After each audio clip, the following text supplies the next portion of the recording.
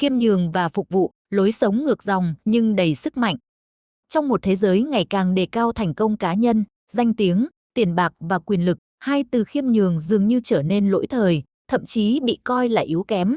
Người ta được khuyến khích phải khẳng định mình, phải nổi bật, phải chứng tỏ rằng mình giỏi hơn người khác. Nhiều người đánh đồng sự khiêm nhường với sự thua kém, coi đó là một hạn chế cần phải vượt qua. Thế nhưng, nếu nhìn lại cuộc đời và giáo huấn của Chúa Giêsu, ta sẽ thấy rằng khiêm nhường không hề làm con người nhỏ bé đi. Trái lại, nó mở ra một sức mạnh phi thường, sức mạnh của sự phục vụ và tình yêu vô vị lợi. Chúa Giêsu không đến trong thế gian như một vị vua oai hùng, không chọn ngai vàng hay lâu đài, nhưng Ngài đã đến trong hình hài một trẻ thơ nghèo khó, sinh ra nơi máng cỏ tầm thường. Suốt cuộc đời, Ngài gắn bó với những người nhỏ bé, sống giữa những kẻ bị xã hội bỏ rơi. Ngài rửa chân cho các môn đệ, một công việc vốn thuộc về đầy tớ. Hình ảnh ấy khiến nhiều người không hiểu, thậm chí Phêrô từng phản đối, không đời nào thầy lại rửa chân cho con. Nhưng Chúa Giêsu đã trả lời, thầy đến không phải để được phục vụ, nhưng để phục vụ và hiến mạng sống mình cho nhiều người. Đó là sự khiêm nhường đích thực, một tình yêu tự hạ để nâng người khác lên. Trong xã hội hiện đại, ta cũng thấy không ít người lãnh đạo vẫn gắn liền với hình ảnh quyền lực, sự xa cách, những quyết định lạnh lùng từ trên cao.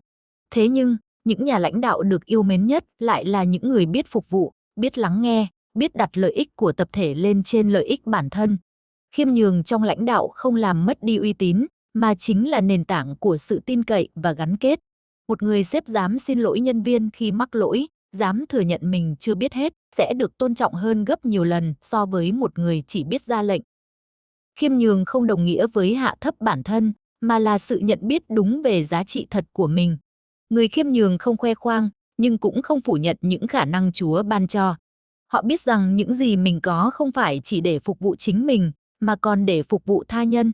Chính sự khiêm nhường ấy giúp họ không bị cuốn vào vòng xoáy của ganh đua, so sánh hay áp lực phải hơn người. Người khiêm nhường có thể vui mừng trước thành công của người khác bởi họ hiểu rằng mỗi người đều có chỗ đứng riêng trong cuộc đời này. Trong đời sống thường nhật, sự khiêm nhường thể hiện qua những điều rất nhỏ, một lời cảm ơn chân thành, một sự lắng nghe không phán xét, một cách đối xử tôn trọng với mọi người, dù họ ở vị trí nào. Nó cũng hiện diện trong cách ta dám thừa nhận sai lầm, dám học hỏi từ người khác, dám sống thật thay vì tìm cách phô trương. Khiêm nhường làm cho các mối quan hệ trở nên nhẹ nhàng, chân thành và giàu ý nghĩa hơn. Cùng với khiêm nhường, Chúa Giêsu còn dạy ta sống tinh thần phục vụ. Phục vụ không phải chỉ là công việc của những người trong các tổ chức từ thiện hay tôn giáo, mà là ơn gọi chung của mọi người. Mỗi ngày, chúng ta đều có cơ hội phục vụ gia đình bằng sự chăm sóc, phục vụ cộng đồng bằng sự chia sẻ, phục vụ đồng nghiệp bằng sự hỗ trợ, phục vụ xã hội bằng việc sống có trách nhiệm.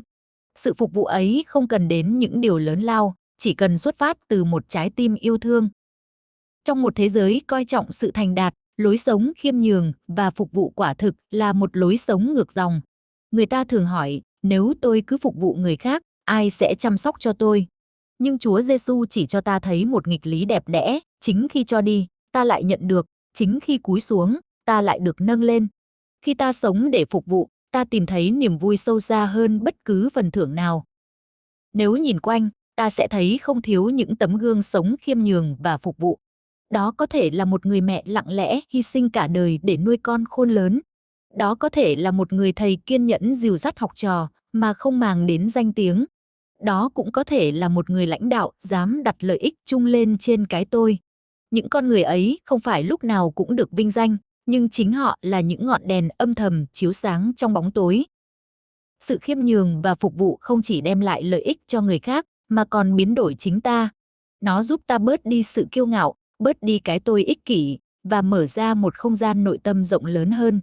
Người khiêm nhường thường sống thanh thản bởi họ không cần phải chứng tỏ mình với ai. Người biết phục vụ thường sống hạnh phúc bởi họ tìm thấy ý nghĩa trong từng việc nhỏ. Cuộc đời họ không xoay quanh câu hỏi tôi được gì, mà là tôi có thể trao gì.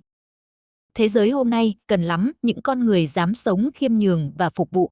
Bởi trong sự ồn ào của khoe khoang và ganh đua, sự khiêm nhường chính là tiếng nói dịu dàng nhắc ta về giá trị đích thực.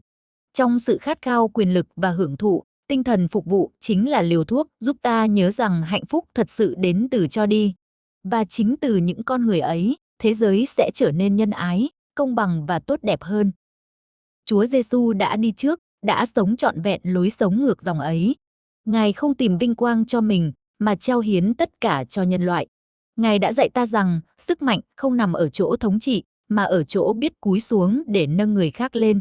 Đó là sức mạnh của tình yêu, sức mạnh duy nhất có thể biến đổi thế giới. Và nếu mỗi người chúng ta bắt đầu từ chính đời sống mình, sống khiêm nhường hơn, phục vụ nhiều hơn, có lẽ thế giới này sẽ dần khác đi. Một lời nói nhẹ nhàng thay cho sự kiêu căng, một hành động phục vụ thay cho thái độ thờ ơ, một sự thấu hiểu thay cho phán xét. Từng điều nhỏ bé ấy sẽ kết nối lại những mảnh vỡ và mở ra một tương lai tốt đẹp hơn. Khiêm nhường và phục vụ tưởng chừng yếu đuối, nhưng thật ra lại là sức mạnh lớn lao. Đó là sức mạnh của Chúa Giêsu và cũng là sức mạnh mà Ngài mời gọi mỗi người chúng ta bước theo để xây dựng một thế giới chan hòa tình yêu thương,